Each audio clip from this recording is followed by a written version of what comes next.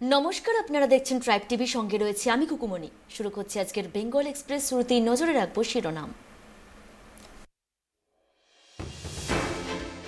প্রাথমিক শিক্ষা পর্ষদের প্রাক্তন সভাপতি মানিক ভট্টাচার্যের বাড়িতে সিবিআই তল্লাশি।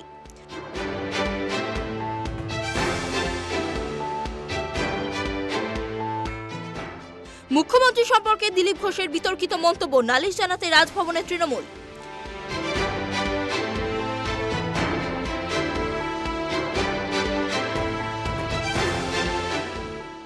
ক্যানিংয়ে 3 তৃণমূল নেতাকর্মীকে গুলি করে কুপিয়ে খুন।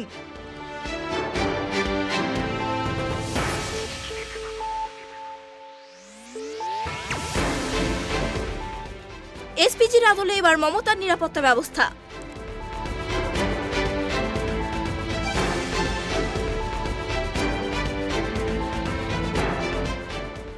দুর্গাপুর শিল্পাঞ্চলে দূষণ রুখতে মেশিন দিয়ে কৃত্রিম বৃষ্টির পরিকল্পনা।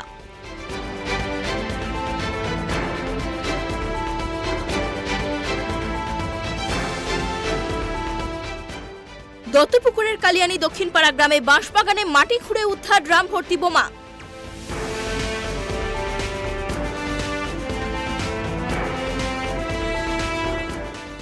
চিকিৎসার গাফিলতিতে প্রসূতির মৃত্যু ঘিরে হুগলির গুড়াপে নার্সিংহোম ভাঙচুর।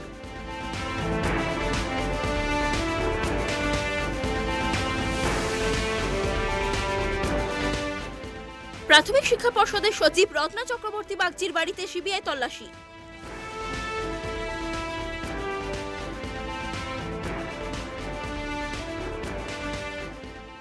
কাঁথিতে শ্মশান কেলেঙ্কারির অভিযোগ, নাম জড়ালো অধিকারী পরিবারের।